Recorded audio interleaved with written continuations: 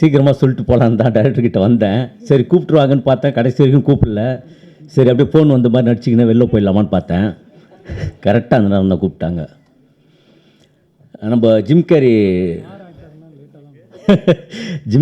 வந்து சொன்னார் சினிமா வாழ்க்கை லைஃபு பற்றி. சினிமாங்கிறது வந்து இந்த மைக் மாதிரி தான்.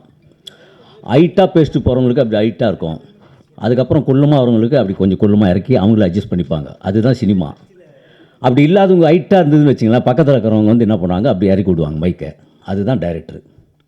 இந்த படத்துக்கு வந்து அவருக்கு வந்து ஒரு உதாரணமாக வந்து ஏதாவது பேசணுங்கிறதுக்காக ஒரு விஷயத்தை பேசி அட்ஜஸ்ட் பண்ணி அப்படி கிளம்புற விஷயந்தான், வேறு ஒன்றும் இல்லை.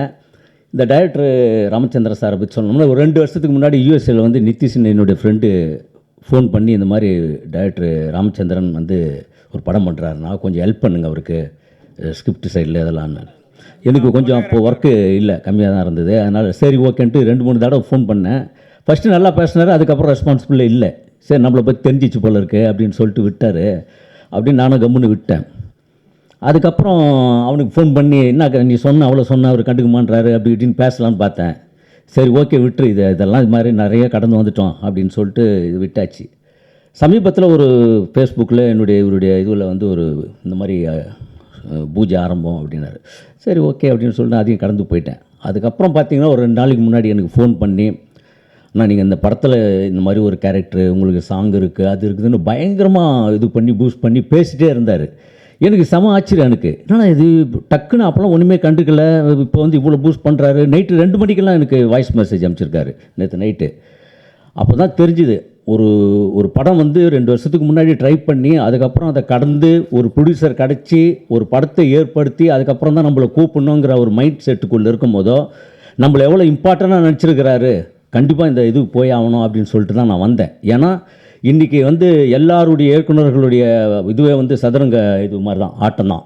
ஒரு ப்ரொடியூசர் கிடச்சி ஒரு படம் பண்ணுறதுங்கிறது வந்து மிகப்பெரிய கஷ்டமான சூழ்நிலை. ஏன்னா எனக்கு இடையில் ஒரு 10 வருஷம் கேப் வந்தது. நான் ஒரு படம் டைரக்ஷன் பண்ணோங்கிற ஒரு கேப்பில் தான் தயாரிப்பாளர் எனக்கு கிடைக்காம ரொம்ப நம்ம பிளான் பண்ணதால் சக்ஸஸ் ஆன பிளானிங் தான். அதுக்கப்புறம் நான் சுத்தமாக ஃபீல்டில் ஆல் அவுட்டு, அதை எங்கடா போயிட்டாரு அப்படின்னு எனக்கு இதுவெல்லாம் இடையில் கொரோனா டைம்லலாம் என் பேரில் ஒருத்தர் இறந்துட்டார்.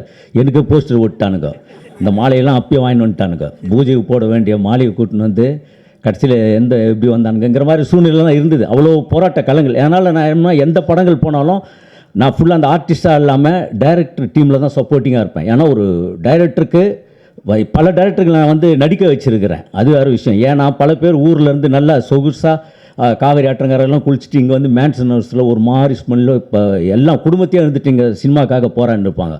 அவங்களெல்லாம் ஊர்லாம் கேட்கும் போகும்போது எங்கன்னு கேட்டால் திருட்டு ஜெயிலில் இருக்கிறான் பொழுது, அதான் ஆளே காணணுவானுங்க.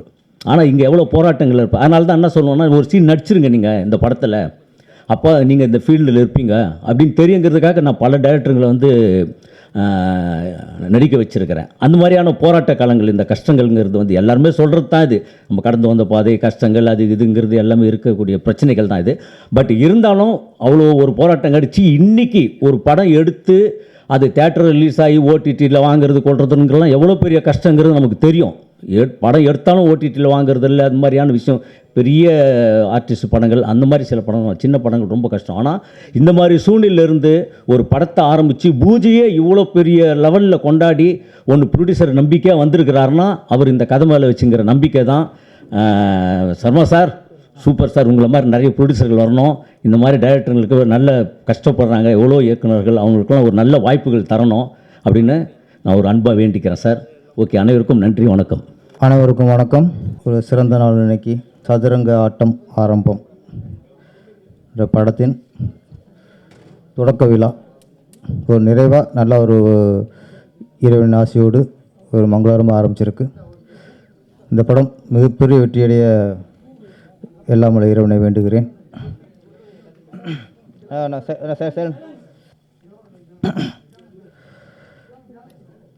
இந்த படத்தின் தயாரிப்பாளர் வினோத் வி சர்மா அவர்கள், அதாவது பிவிஎஸ் கம்பெனி.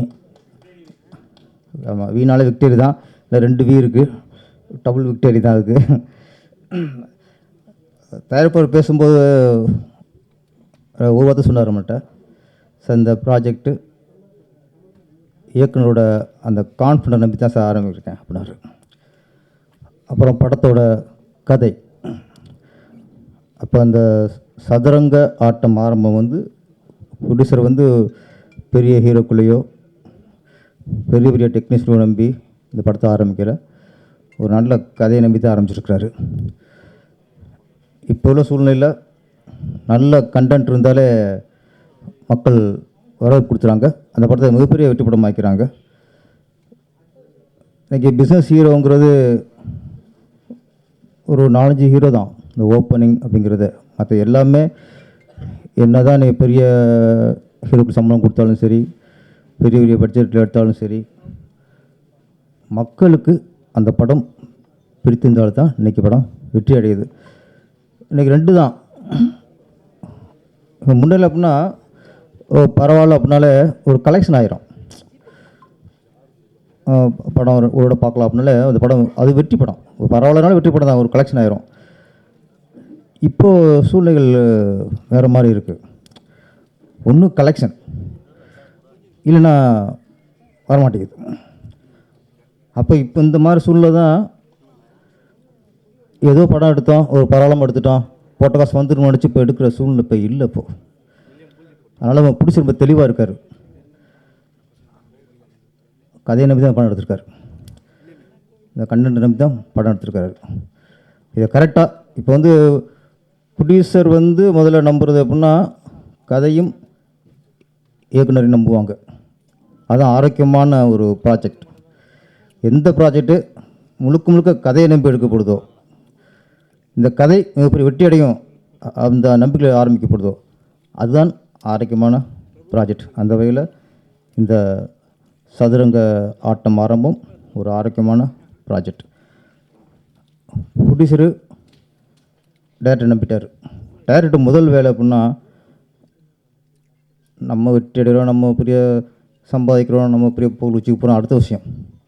ஒரு நல்ல இயக்குனருடைய முதல் அடையாளம் நம்மளை நம்பின ப்ரொடியூசர், அவர் நம்பிக்கை காப்பாற்றணும். இதுதான் அந்த நம்பிக்கை காப்பாற்றினால மிகப்பெரிய இயக்குனர் ஆயிடும். நம்ம படம் சில இடங்கள்லாம் பார்த்தா படம் ஆரம்பிச்சுறாங்க டேரக்டர், அதுக்கப்புறம் வேறு மாதிரி எல்லாம் ஒரு மிஸ் அண்டர்ஸ்டாண்ட் வந்துடுது. நம்ம இயக்குனர் ராமச்சந்திரன் வந்து கடின உழைப்பாளி, சினிமா மீது ரொம்ப ரொம்ப ஒரு பாசம், அன்பு, காதல் எல்லாம் சினிமாவில் வச்சுருக்காரு. கண்டிப்பாக இயக்குனர் ராமச்சந்திரன் வந்து முதல்ல பிடிச்ச நம்பிக்கையை காப்பாற்றுவார். நம்ம நம்பி யாரோட ப்ராஜெக்டை ஒப்படைச்சாங்களோ அவங்க ஃபஸ்ட்டு படம் நல்லா இருந்ததுனாலே போதும், அதுக்கப்புறம் தான்.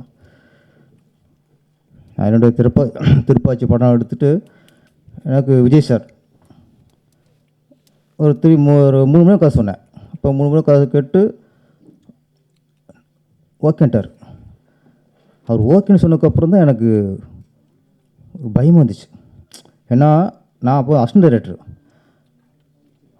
அவர் பெரிய மாஸ் ஹீரோ. நம்மளை நம்பி நம்ம ஒரு 3 மணி நேரம் சொன்ன கதையை நம்பி நம்மளுக்கு காலேஜ் கொடுத்தாங்கும்போது அது என்ன சொல்கிறதில்ல, பயம், அக்கறை, விஜய் சாரோட நம்பிக்கையை காப்பாற்றணும், அது ஒன்று. அதுக்கப்புறம் சௌத்ரி சார் அங்கேயும் அப்படி தானே, அசிஸ்டன்ட் டைரக்டர் தான். அவரும் ஒரு கதையை நம்பி இவ்வளோ பெரிய ப்ராஜெக்ட் கொடுத்துட்டார். நான் படம் முடிச்சுட்டு ஃபஸ்ட் காப்பி, நான் மக்கள் என்ன சொல்கிறாங்க, மக்களுக்கு ரிசல்ட் எப்படி, அந்த தாட்டுக்கு போகல. எனக்கு விஜய் சார் வந்து படம் பார்த்துட்டு என்ன சொல்கிறாரு, அவர் தான் நம்பி காலேஜ் கொடுத்துருக்காரு. விஜய் சார் ஃபஸ்ட் காப்பி பார்த்துட்டு நீங்கள் கதை சொன்னதை விட 3 மடங்கு எடுத்துருக்கீங்க சொன்னார். அப்போ தான் எனக்கு திருப்தி ஃபஸ்ட்டு. அதேமாதிரி சௌத்ரி சார் அவர் ஃபஸ்ட் காப்பி பார்த்துட்டு நல்லா ஓடுமையா அப்படின்னாரு. இந்த வார்த்தை தான் எனக்கு முதல் வெற்றி. அதுக்கப்புறம் மக்கள் கொடுத்தாலும் அடுத்த வெற்றி. யாரும் நம்பி ப்ராஜெக்ட் பண்ணுறாங்க. ஏன்னா ஒரு அசிஸ்டண்டாக இருக்கிறவங்களுக்கு ஒரு ப்ரொடியூசரை வந்து ஒரு வாய்ப்பு கொடுக்குறோம், அது வாய்ப்பு இல்லை, அது வாழ்க்கை. அது வாழ்க்கைன்னு உணர்ந்தாத்தான் இதுதான் நம்ம லைஃப். இதை உணர்ந்தாத்தான் நம்ம வெற்றியை வந்து உருவாக்க முடியும். இது வாய்ப்பாக நினச்சிட்டோம்னு வச்சுங்களேன், அது ஏதோ ஒரு வேலையில் வந்து நம்மளுக்கு வேலை எடுக்கிற மாதிரி தான். இது வேலை எடுக்கிற விஷயம் இல்லை. இது ஒரு உதவி இயக்குனருக்கு முதல் படங்கிறது சவால், வாழ்க்கை இது. அப்போ ஒரு வாழ்க்கை வந்து ஒரு பிடிச்சி கொடுக்கும்போது அதை நம்ம காப்பாற்றணும். எனக்கு ராமச்சந்திரனில் ரொம்ப நம்பிக்கை இருக்குது. கண்டிப்பாக நம்ம வினோத் சாரோட நம்பிக்கை அவர் காப்பாற்றுவார். இந்த சதுரங்க ஆட்டம் ஆரம்பம் ஒரு வெற்றி ஆரம்பமாக தான் இது அமையும். இன்னொரு நல்ல விஷயம் இப்போ ஒன்று எப்படின்னா, இடையில கொஞ்சம் பிடிச்சிருக்கலாம், தயாரிப்பாளருக்கலாம் முதல் நாள் 2 நாளில் இந்த ரிவ்யூஸ் வெற்றியை பாதிக்குதோ, முதல் 2 நாள் உள்ள விமர்சனங்கள் வெற்றியை பாதிக்குதோ அப்படின்னு சொன்ன பயம் வந்துச்சு அவங்களுக்கு. ஏன்னா நிறைய ஃபஸ்ட் நாளே ஆளாளுக்கு ஒன்று சொல்லி அது ஒரு படத்தை இமேஜை உடைக்கிற மாதிரிலாம் இருந்துச்சு. அந்த பயத்தில் அவங்களும் கோர்ட்டுக்கு போனாங்க. இப்போ நீதிமன்றம்னு ஒன்று சொல்லியிருக்கு,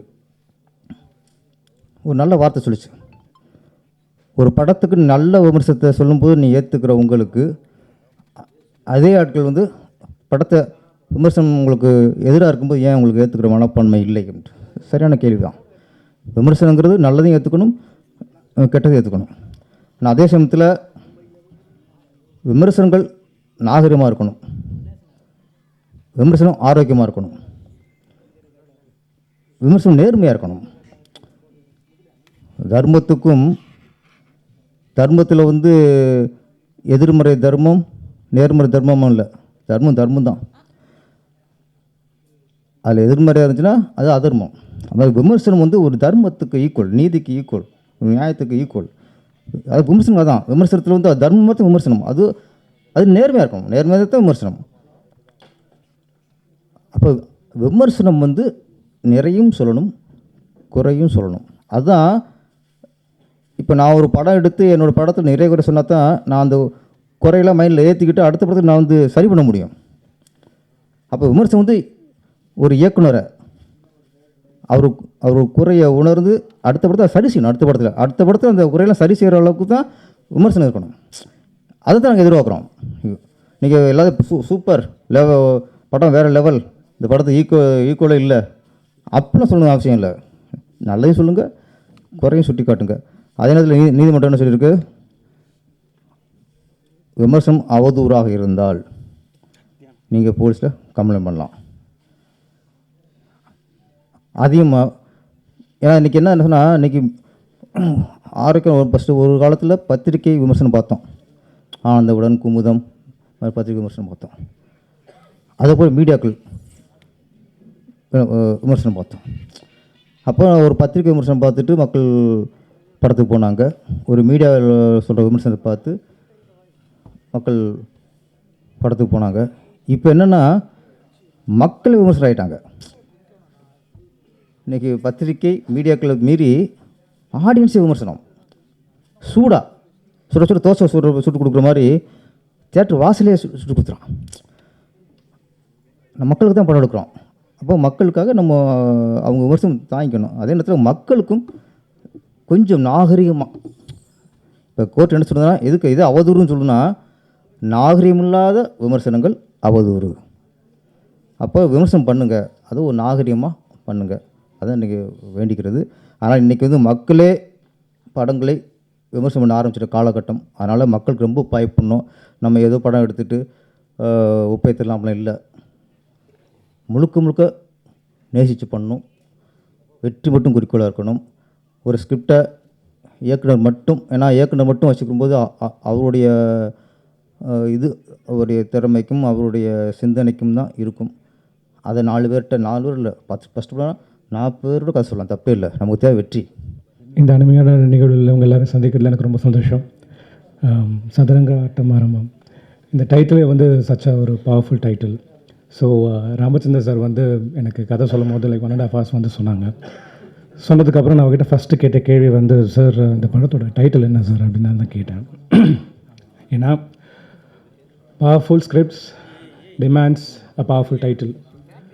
ஸோ அவர் வந்து ஒரு 2-3 சஜஷன்ஸ் வச்சுருந்தார். அவர் ஒரு டைட்டில் சொன்னார். பட் அது கேட்டதுக்கப்புறம் எனக்கு கொஞ்சம் ரிலேட்டபிளாக இருந்தால் நல்லா இருக்குமே அப்படின்னு எனக்கு ஒரு ஆசோலேஷன் மைண்டில் ஓடிட்டு இருந்துச்சு. பட் நான் அவர்கிட்ட சொல்லலை. அதுக்கப்புறம் ஒரு 1 week பிஃபோர் வந்துட்டு எனக்கு ஒரு போஸ்டர் டிசைன் ரெடி பண்ணி சென்ட் மீ. அதில் நான் பார்க்கும்போது சதுரங்க ஆட்டம் ஆரம்பம் அப்படின்னு சொல்லி போட்டிருந்தாங்க. ரொம்ப சந்தோஷமாக இருந்தது. பிகாஸ் டைட்டிலுக்கு ஏற்ற பவர்ஃபுல்லான ஸ்கிரிப்டுக்கு ஏற்ற ஒரு டைட்டில் வந்து title. I was very happy. And நான் அவர்கிட்ட சொன்னேன், சார் ஐம் கிளாட் சார் அப்படின்னு சொல்லி சொன்னேன். அதுக்கப்புறம் ஒரு எனக்கு வந்து ராம் சார் வந்து எனக்கு ஆல்மோஸ்ட் ஒரு 6 இயர்ஸாக எனக்கு வந்து தெரியும். நான் பாரதி சார் ஆஃபீஸில் நான் எப்போ அடிக்கடி போகும்போது நான் பார்ப்பேன். எப்போவுமே வந்து ஸ்கிரிப்ட் ரைட்டிங் எழுதிக்கிட்டு ஏதாவது ஸ்கிரிப்ட் சீன்ஸ் வந்து டிஸ்கஸ் பண்ணிக்கிட்டு எப்போவுமே வந்து ரொம்ப இன்வால்வ்டாக எப்பவுமே இருப்பார். 24/7. அதாவது பாரதி சாராக இருக்கட்டும் இல்லை ராம் சாராக இருக்கட்டும், 2 பேருமே வந்து அவ்வளோ இன்வால்மெண்ட்டோட அதை டிஸ்கஸ் ஸ்கிரிப்ட்ஸ். அண்ட் நான் பார்ப்பேன் லைக் இப்போ எல்லாருக்கும் வந்து ஒரு டைம் ஃப்ரேஸ்ன்னு ஒன்று இருக்கும். ஃபார் எக்ஸாம்பிள் ஒரு மார்னிங் ஒரு 9 o'clock இருந்து நைட் ஒரு 9 o'clock ஒர்க் பண்ணலாம், இல்லைனா ஒரு 10 வரைக்கும் வந்து ஒர்க் பண்ணலாம். பட் இவர் வந்து 24/7 அங்கே ஆஃபீஸ்லேயே ஸ்டே பண்ணி அந்த சீன் வர வரைக்கும் பாரதி சார் ஏதாவது சீன் சொல்லியிருப்பாங்க, அந்த சீனை வந்து அவர் என்ஹான்ஸ் பண்ணுவார், உட்காந்து ஐடியாஸ் வந்து கொடுத்து அது எப்படி இன்னும் பெட்டர் பண்ணலான்னு சொல்லி யோசிச்சு அவ்வளோ அழகாக டிஸ்கஸ் பண்ணி அந்த சீன் ரொம்ப அழகாக எலிவேட் பண்ணி கொண்டு வருவாங்க. அது பார்க்கும்போது அப்படியே இருக்கும். நான் அப்போ வந்து நான் சொன்னேன், இவ்வளோ ஹார்ட் ஒர்க்கிங் இவ்வளோ டெடிக்கேட்டடான ஒரு பர்சன் ராமச்சந்திர சார். நான் அப்போ யோசித்தேன், நான் அவர்கிட்ட கேட்டேன், சார் நீங்கள் கண்டிப்பாக ஒரு நாள் படம் பண்ணுவீங்க, படம் பண்ணும்போது எனக்கு ஒரு ஆப்பர்ச்சுனிட்டி நீங்கள் கொடுப்பீங்களா அப்படின்னு சொல்லி நான் கேட்டேன்.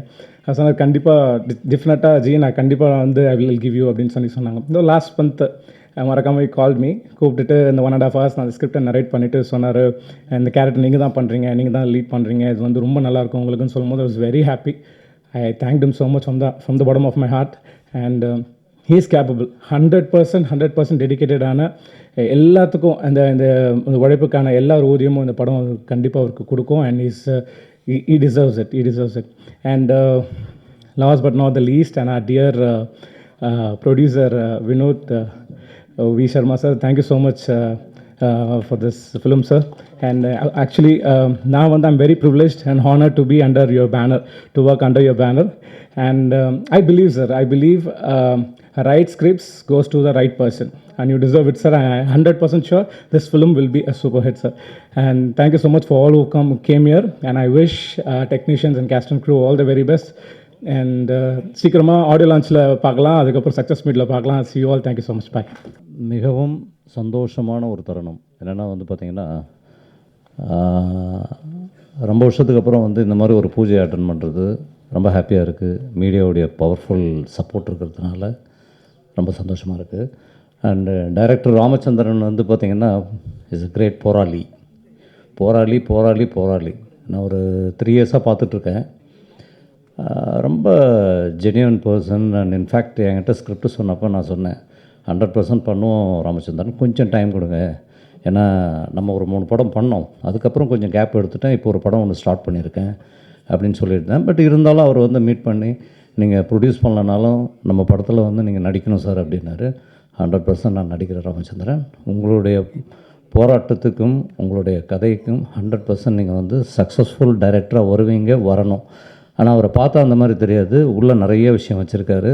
Good, wishing him very all the best. இன்னொன்று, தயாரிப்புன்றது வந்து பார்த்திங்கன்னா நம்ம கொக்கி, கருப்புசாமி குத்தகைதாரர், மலையன் 3 படம் பண்ணோம் கரண ஹீரோ வச்சு. 3மே வந்து பார்த்திங்கன்னா எங்களுக்கு வந்து சக்ஸஸ்ஃபுல் ப்ராஜெக்ட். அண்ட் அதுக்கப்புறம் வேரியஸ் ரீசன்னால் வந்து பார்த்திங்கன்னா டிலே ஆச்சு. பட் அகைன் ஐ ஸ்டார்டட் அக்னின்னு ஒரு படம் ஸ்டார்ட் பண்ணியிருக்கேன். அந்த படம் வந்து பார்த்திங்கன்னா almost we are in finishing stage. அதுக்கப்புறம் கண்டினியூஸ் நெக்ஸ்ட் இயர் வந்து ப்ரொடக்ஷன் ஸ்டார்ட் பண்ணிவிடுவோம். ஏன்னா என்னுடைய ஒரே ஒரு தாட் என்னென்னா, ஆக்டிங் ஒன் பார்ட். நம்ம சீரியல்ஸ் நிறையா பண்ணியிருக்கோம், படங்கள் நிறையா பண்ணியிருக்கோம்.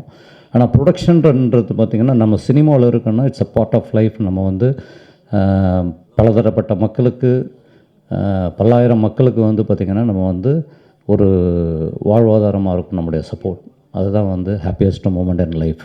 ஸோ வினோத் சார் வந்து பார்த்திங்கன்னா VVS அப்படின்னு வச்சுருது, விக்ட்ரி, சக்ஸஸ் எல்லாமே சேர்ந்து வச்சுருக்காரு. சந்தோஷம். ஏன்னா நாங்கள் வந்து ஃப்ரெண்ட்ஸ் சினிமா ப்ரைவேட் லிமிடெட்னு ஒரு கம்பெனியை லான்ச் பண்ணி கொக்கி படத்துக்கு பிரபு சால்மனுக்கு ரீஎன்ட்ரி கொடுத்தோம். நாங்கள் பூஜை எதுவும் பண்ணல. பட் என்னென்னா வந்து லான்ச் வந்து பார்த்திங்கன்னா title launch and production launch வந்து அக்கார்டில் வந்து கமல் சாரை வச்சு தான் நாங்கள் வந்து லான்ச் பண்ணோம். அப்போ வந்து அவர் அந்த டைட்டில் அதுக்கு மேலே வந்து ஃப்ரெண்ட்ஸ் சினிமா ப்ரைவேட் லிமிடெட் என்னொன்னே ஃபேண்டாஸ்டிக், அந்த பேனர் நேம் நல்லாயிருக்கு. ஆனால் என்ன ஒன்று, அந்த டைட்டில்லே வந்து பார்த்திங்கன்னா அந்த லோகோவே வந்து பார்த்திங்கன்னா ஒருத்தவங்க வந்து எல்லாம் வில்லேஜெல்லாம் வந்து நம்ம வந்து அந்த குதிரை, அது என்ன சொல்லுவாங்க, பச்சை குதிரை ஏறி விளையாடுற மாதிரி தான் அந்த சிம்பிளே இருக்கும். ஒரு நண்பன் மேலே இன்னொருத்தன் வந்து ஏறி அப்படி நிற்கிற மாதிரி இருக்கும். அப்போ தான் சொன்னார், குனிஞ்சிருக்கிற நண்பன் வந்து கொஞ்சம் குனிஞ்சிட்டான்னா மேலே இருக்கிற நண்பன் வந்து பல்லெல்லாம் போயிடும். அதனால் நீங்கள் ஃப்ரெண்ட்ஸுங்கெல்லாம் எப்போயும் ஒன்றா இருந்து பக்காவை பண்ணணும் அப்படின்னாரு. We made it, we are happy enough. அதனால் வினோத் சார் வந்து சினிமாவுக்கு தக்க சமயத்தில் வந்திருக்காரு. இன்றைக்கி கண்டென்ட் அது ஒன்று இருந்தாலே மூவி வந்து 100% வந்து நமக்கு வந்து ஃபெயிலியர் இல்லைனாலும் சக்ஸஸ் இல்லைனாலும் அது வந்து நம்மளை வந்து ஒரு லெவலில் வந்து கண்டினியூஸ் ப்ரொடக்ஷன் பண்ணுறதுக்கு ஈஸியாக இருக்கும். Anyway thank you sir, thank you so much. Wishing every one very all the best. And மீடியாவை வந்து நான் ரொம்ப வருஷத்துக்கு அப்புறம் வந்து திரும்பவும் பார்க்கறதுல ரொம்ப சந்தோஷப்படுறேன். Wishing the director thank you so much. Wishing all the best.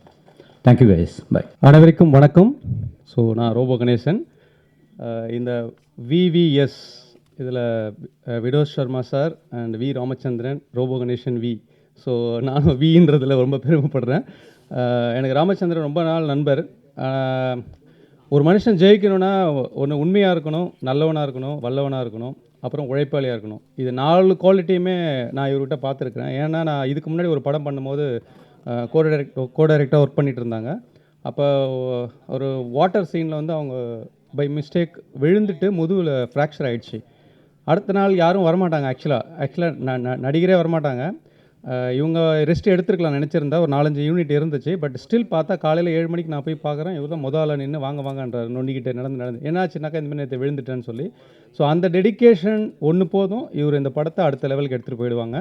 So producer sir வந்து ஒரு நல்ல ஒரு கேப்டன்ட்ட தான் இந்த ஷிப்பை கொடுத்துருக்குறாங்க. ஸோ அதில் நானும் பயணிக்கிறதுல ரொம்ப சந்தோஷம். இந்த சதுரங்க வேட்டையில் ஒரு சின்ன காயினாக இருந்து என்னால் என்ன மூவ் பண்ண முடியுமோ மூவ் பண்ணி இந்த படத்தை சக்ஸஸாக பண்ணுறதுக்கு என்னால் முடிஞ்ச முயற்சியை செய்கிறேன். ஸோ நான் கின்னஸ் ரெக்கார்ட் வேர்ல்ட் பண்ணியிருக்கேன். நான் கன்னடாவில் ஒரு 20 படம் ஹீரோவாக வில்லனாக நிறையா ரோல்ஸ் பண்ணியிருக்கேன். தெலுங்குலேயும் பண்ணிகிட்ருக்கேன். ஸோ இப்போ தமிழில் வந்து இப்போ தான் நான் என்ட்ரி ஆகியிருக்கேன். ஒரு நிறைய படங்கள் பேக் டு பேக் வந்துட்டுருக்கு. ஸோ இந்த படத்தில் நான் ஒரு பெரிய அங்கம் வகிக்கிறதுல எனக்கு ரொம்ப ரொம்ப சந்தோஷம். இந்த நேரத்தில் ஒரு சின்ன ஒரு சொல்லணுன்னா, ஒரே ஒரு ஆத்மா வந்து மிஸ் ஆகிடுச்சு. பட் அவங்க இல்லை, ராமச்சந்திரனோட அம்மா. அவங்க ரொம்ப ஆசைப்பட்டாங்க நம்ம பையனை ஒரு டைரக்டராக ஆக்கி பார்த்துடணுன்னு. ஸோ பட் அவங்க இல்லைனாலும் அவங்க ஆத்மா இங்கேருந்து அவங்கள வாழ்த்தும். ஸோ நம்ம எல்லாரும் அவரை வாழ்த்தி இந்த படத்தை அடுத்த லெவலுக்கு எடுத்துகிட்டு போவோம். ஸோ வந்திருக்கிற மீடியா எல்லாருக்கும் நன்றி, வணக்கம். எல்லாருக்கும் வணக்கம். என் பேர் சோனியா. ஸோ இந்த படத்தில் எனக்கு வாய்ப்பு கொடுத்த ராம் சாருக்கு ஃபஸ்ட்டு ரொம்ப தேங்க்ஸ். அண்ட் தென் அதனால எனக்கு வந்து வினோத் சார் தெரியும். பிகாஸ் எனக்கு இந்த வினோத் சார் இந்த படம் ப்ரொடக்ஷன் பண்ணுறதுக்கு முன்னாடிலேருந்தே ராம் சார் செலக்ட் பண்ணி நீங்கள் தான்மா பண்ணணும், உங்களுக்கு இந்த கேரக்டர் ரொம்ப நல்லாயிருக்கும், ஆப்டாக இருக்கும், ஸோ நீங்கள் தான் பண்ணி ஆகணும் அப்படின்னு சொல்லி சொன்னார். ஸோ 3 days பேக் எனக்கு கால் பண்ணி இந்த மாதிரி போஸ்டர் அனுப்பி ஃப்ரைடே வச்சுருக்குறோம், நீங்கள் வந்தே ஆகணும் பூஜைக்கு அப்படின்னு சொன்னாங்க. ஸோ ராம் சாரோட ஒரே வார்த்தைக்காக நான் கிளம்பி வந்தேன். ஸோ இங்கே வந்து எங்கள் படத்துக்காக வாழ்த்த வந்திருக்கும் எல்லா நல்ல உள்ளங்களுக்கும் நன்றி. எங்களோட இந்த படம் ஸ்டார்டிங் நெக்ஸ்ட்டு சக்ஸஸாக வரும்போதும் எல்லோரையும் திரும்ப மீட் பண்ணுவோம். தேங்க்யூ. எல்லாருக்கும் வணக்கம். Very good day. ஸோ இது ரொம்ப last minute and thank you for the press எங்களுக்காக லாஸ்ட் மினிட்ல வந்ததுக்கு. And I am so thankful to the whole team and I am so grateful to be a part of this team.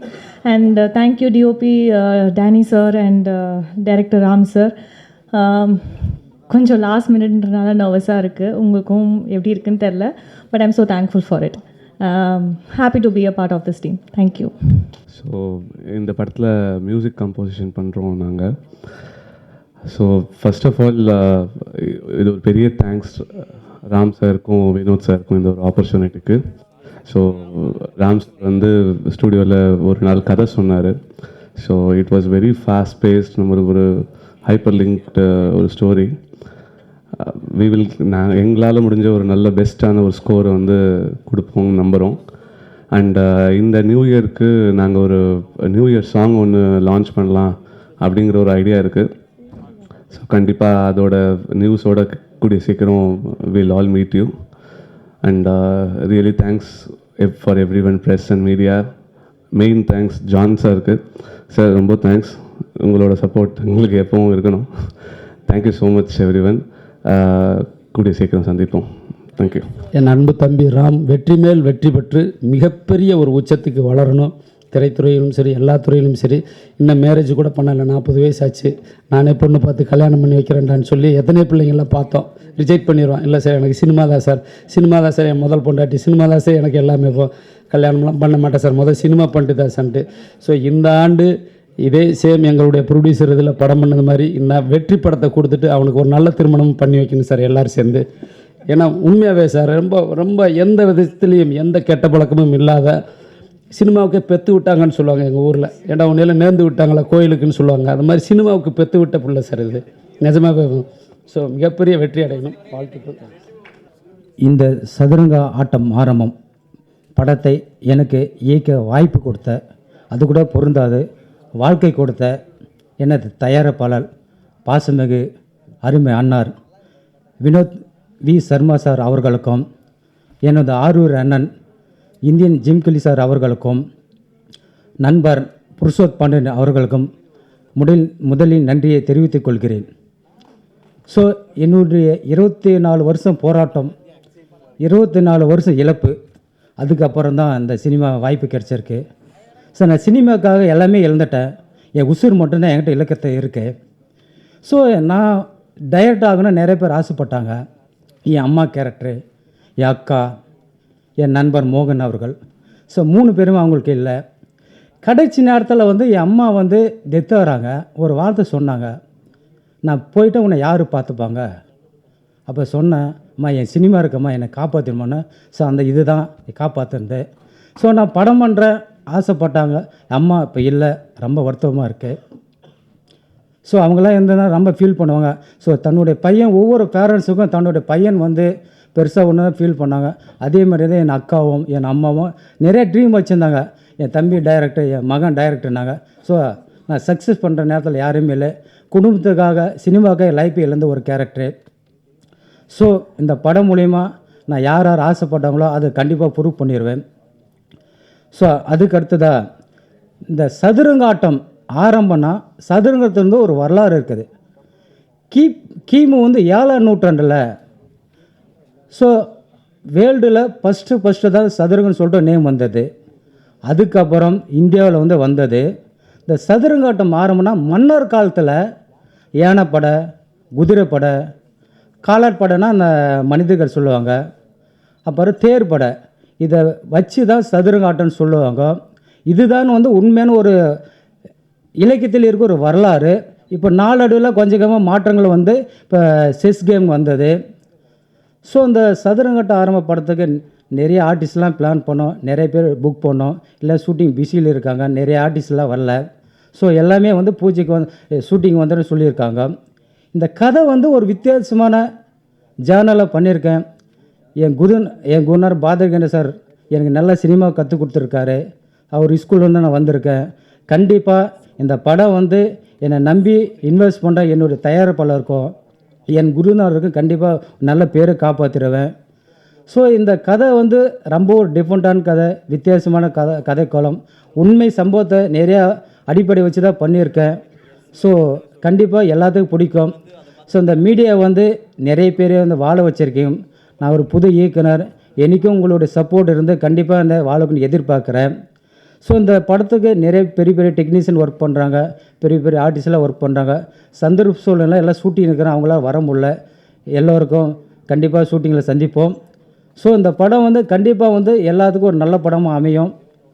So எனக்கு வாய்ப்பு கொடுத்த என்னுடைய தயாரிப்பாளர் மீண்டும் ரிவீல் பண்ணி சொல்கிறேன், வினோத் சார் சர்மா அவர்களுக்கும், அண்ணன் ஜிம்கிலி சார் அவர்களுக்கும், என்னுடைய குருநாதர் பாரதி கணேஷ் சாருக்கும் நன்றியை தெரிவித்துக் கொள்கிறேன். திரைப்படம் என்பது வெறும் ஒரு கதையல்ல, அது உணர்ச்சிகளின் சங்கமம், கனவுகளின் வெளிப்பாடு மற்றும் பலரின் உழைப்பின் சாட்சி. ஒரு சிதைந்த படைப்பு என்பது பலரின் அர்ப்பணிப்பில் உருவான குழுவின் அடையாளம். எங்கள் குழுவின் ஒவ்வொருத்தரையும் அதில் உள்ளது என்று நம்புகிறேன். திறமை, ஆற்றல் மற்றும் அர்ப்பணிப்பு இந்த படத்துக்கு மெழுகூட்டும் என்பதில் எனக்கு முழு நம்பிக்கை உள்ளது. இந்த படத்திற்காக உழைத்த அனைத்து தொழில்நுட்ப கலைஞர்களுக்கும், நடிகர்களுக்கும், இயக்குநர்களுக்கும், ஊடக நண்பர்களுக்கும் மற்றும் ஒவ்வொரு குழு உறுப்பினர்களுக்கும் மனமார்ந்த நன்றியை தெரிவிக்கிறேன். உங்கள் அனைவரின் ஆதரவுக்கு இந்த பயணத்தை வெற்றிகரமாக முன்னெடுப்பேன் என்று நம்புகிறேன். நன்றி, வணக்கம்.